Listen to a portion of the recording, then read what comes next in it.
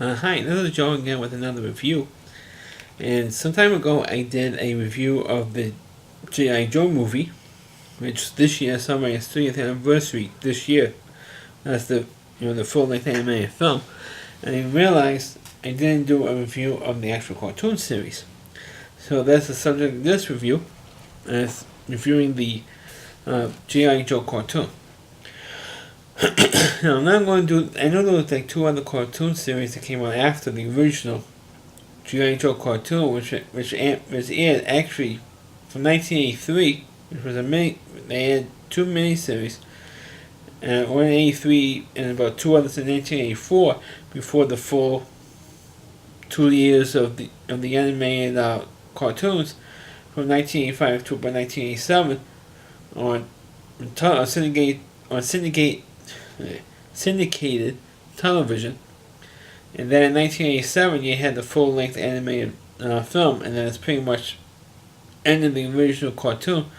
And then there were two other ones at Deke Studios produced a cartoon series that supposedly picked up after the movie, which was terrible. It was terrible. And then there was a Japanese animated version of G.I. Joe, which Zordon was killed off. I don't know exactly the premise for that show, other than, of course, continuing the stories of G.I. Joe, but they all look like 10-year-old kids, 10-year-old Japanese kids. So, but I'm just going to be focused on the original G.I. Joe cartoon. Well, G.I. Joe was a doll back in the 50s or early 60s, and then in the late 70s, early 80s, they did a reboot of the G.I. Joe doll. Instead of a full length, like a 6-inch doll, they made like a standardized action figures, like the Star Wars figures or about that height, with all the toys that go along with it, because Star Wars was making and George Lucas, actually, because he owned the franchise rights for the merchandising for Star Wars, he was making a whole ton of money with these little tiny action figures and all these toys and various versions of some of the characters. So the people who made G.I. Joe told, we can get on this action as well.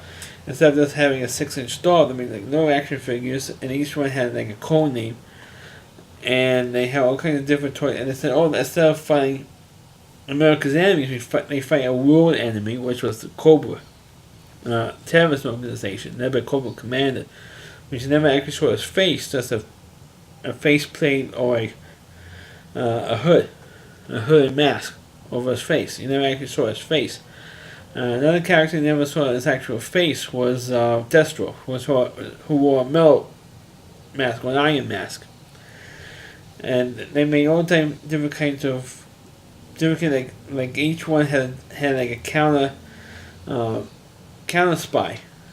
Like there's one particular G.I. Joe who was like a radio guy, so Cobra has a radio guy, like a counterpart. Like a counterpart for each one of the G.I. Joe characters.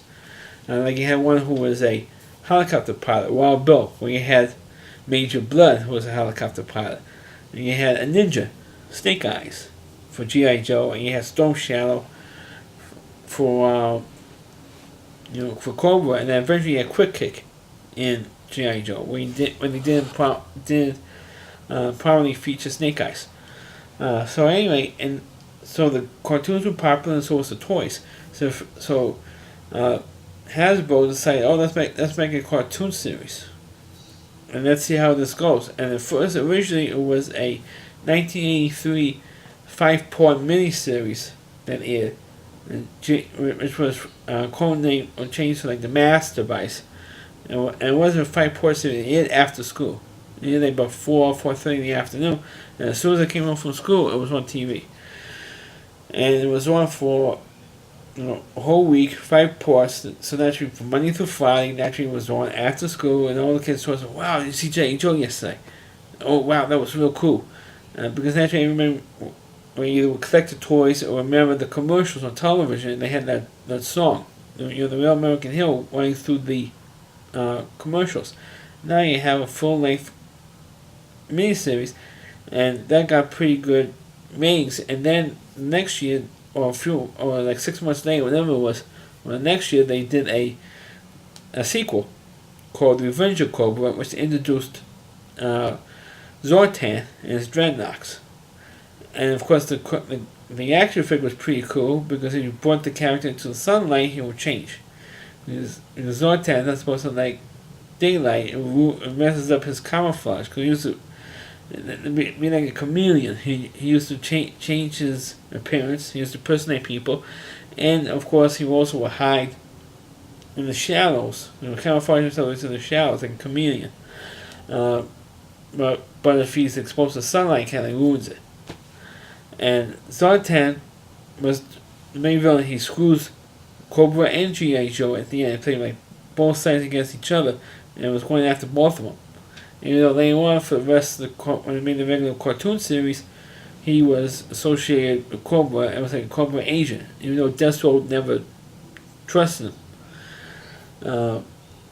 But then, when they made the full-length series, which was in 1985, they made a third 5-part series, which was with the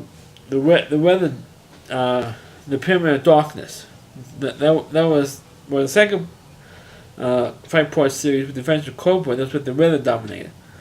The first part, the third 5-part series, which kicked off the regular cartoon series, was with the Pyramid of Darkness, and each one was pretty good. And of course, by the time you get to the 5th part, of course you know the G.I. Joe will come out at the end of the 5th part and win.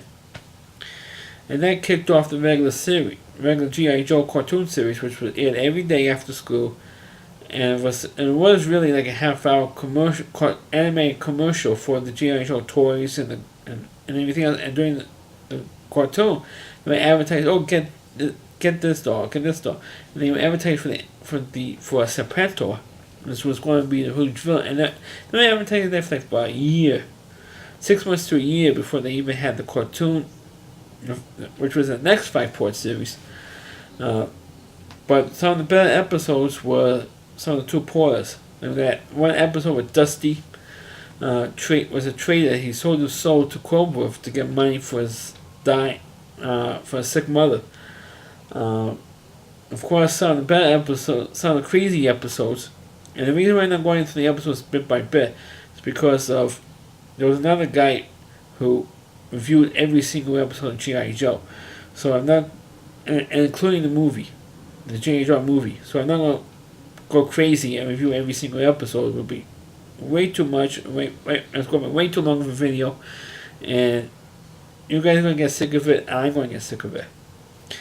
But of course, let me put it this way: watching G.I. Joe, it helps, especially at my age, at that time, how we get through puberty, because you look at Lady J, Scarlet, CoverGirl, and you had, of course, the Baroness, and of course, Zartan's sisters, Zorana. They help you get through puberty because they were smoking hot cartoon.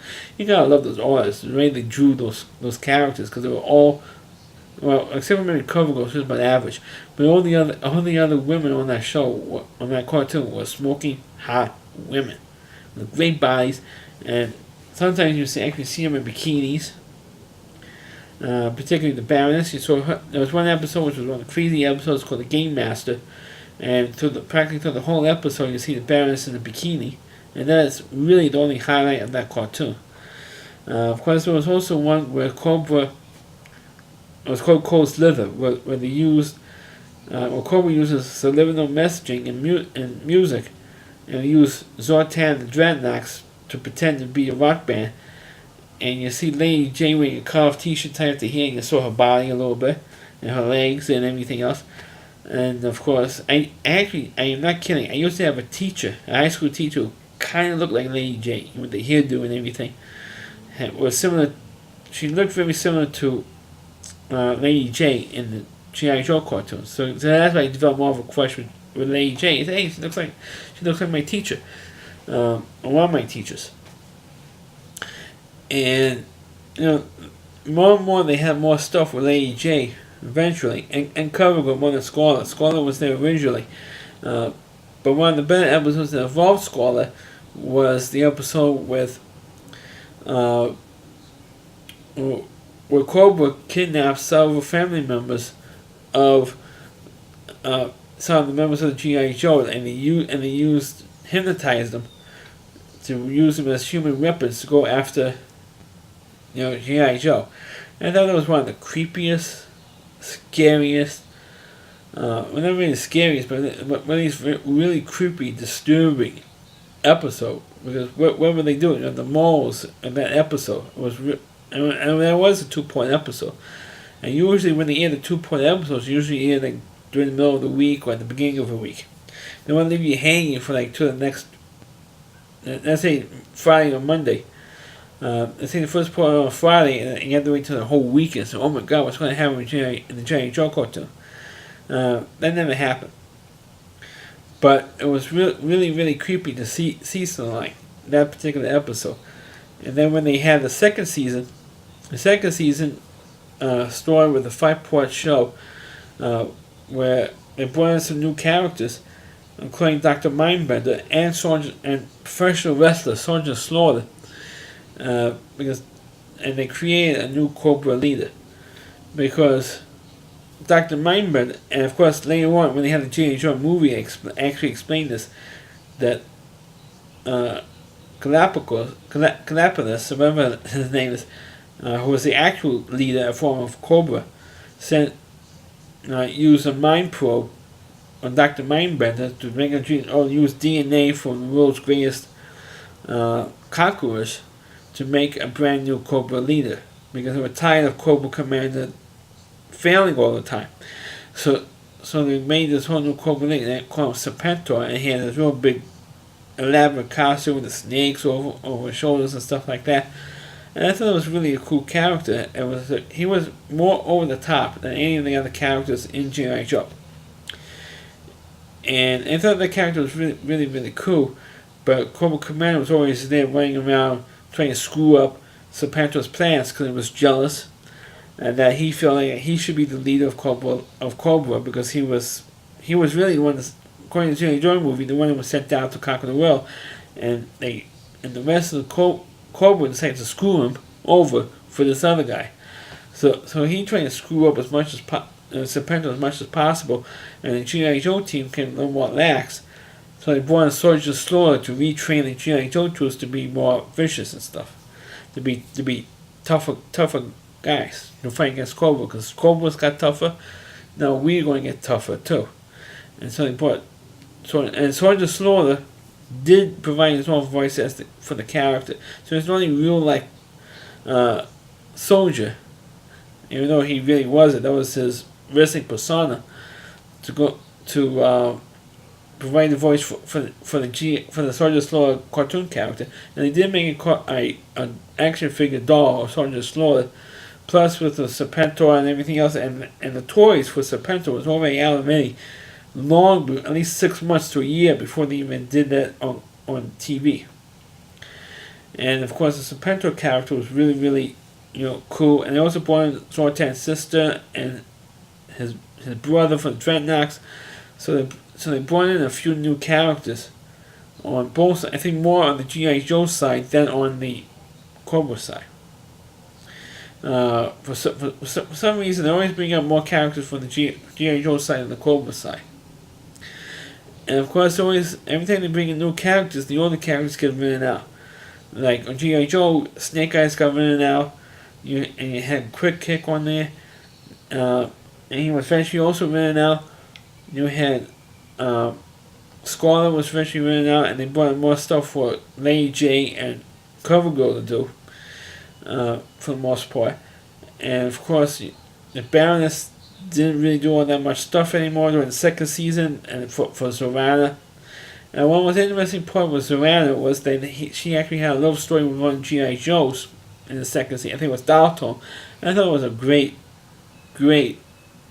bit, because there was one of the more one of the more underrated story plot holes or plot devices, where they had a G.I. Joe in love with the Cobra agent. I thought it was really, really damn cool and really fun the way they played off that. and it says, "How can you be in love with a Joe?" When Sortel was yelling at Savannah, said, "How can you fall in love with this guy? He's a Joe. He's our enemy." And the same thing happened with Dalton. So how can you be in love with Savannah?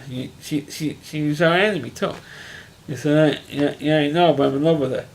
And unfortunately, then, because the series did not get renewed for a third year, which I wish it did, because the villains for the Cobra Law agents, like I know I'm forgetting, the woman there, Nemesis Enforcer, that was the character I was thinking of. They would have been real cool to be constant battles, and also the little group that Sergeant Slaughter was training. That would have been cool to see them go after Cobra sometimes. But unfortunately, like I said, after the G.I. Joe movie kind of bombed out in the movies, but then later on, after it was taken out of the movie theaters, it appeared as a 5-part miniseries as well. I thought that was also pretty cool to see the movies, because I always wanted to go see the movie, but for some reason I didn't. But I was glad I was able to see it on television, because they didn't waste any time to put that thing on TV, because it usually takes like a couple of years before a movie, no matter what the subject, to be on television.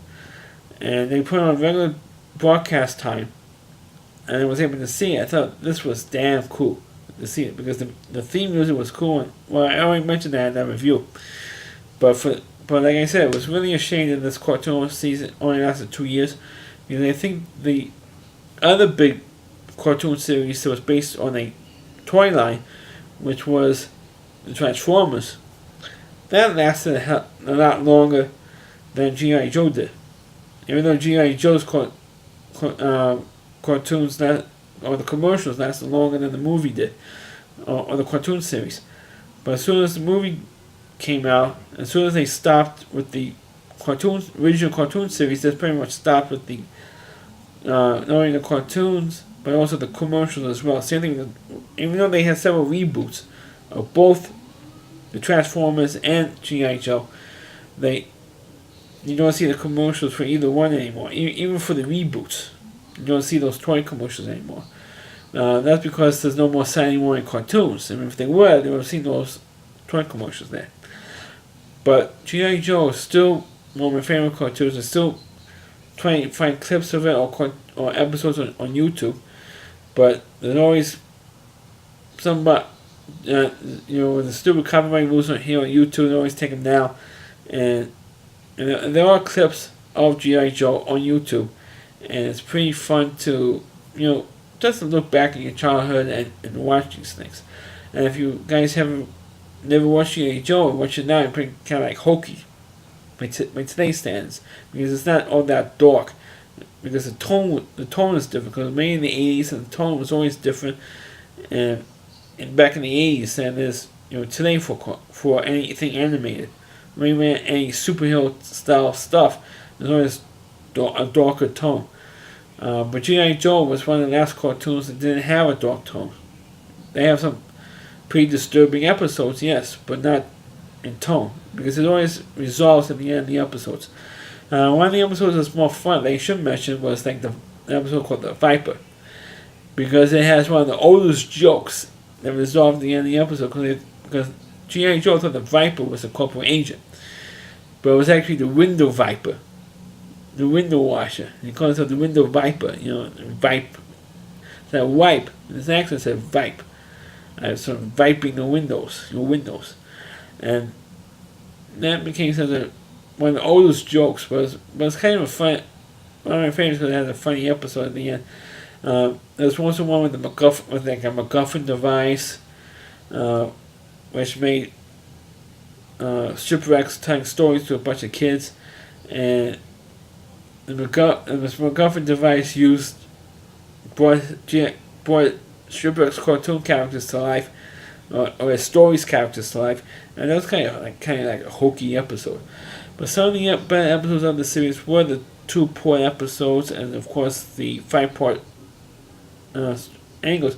And I remember during the time that the G.I. Joe cartoon was on the air, or was still on the air, barely, sometimes they took those 5-part miniseries, they put it on for 2 hours, like a Saturday or a Sunday morning, or a Saturday afternoon. They put those 5-part cartoons together, and you see the entire series on in one shot for 2 hours on like a Saturday morning or something, and it was really neat to see it then. But G.I. Joe still holds up today as a good cartoon, a better, funny cartoon. Well, not so much funny, but it was a good entertaining cartoon for 20 minutes, for a half hour. Minus cartoon action. True is a typical 80s cartoon. True is there only to sell toys, but with a toy line. But still, to me, it still holds up today because it's one of the last best weekday afternoon cartoons, which unfortunately is sadly lacking in the last 30 years. You're not going to have cartoons like that again anymore. There is, weekday afternoons when kids come home from school. So that's my review of the G.I. Joe cartoon. Please click on the video, please rate it, feel free to comment on, please subscribe to my channel, and please forward this video to your Facebook pages. You can check out all my reviews and on my YouTube channel at rowdyc.com. There's OWDY.com. There's a whole page of the Rowdy Reviewer, Chris Lee Moore, and please check out all of his content on his website as well. Thanks for watching, and catch you next time.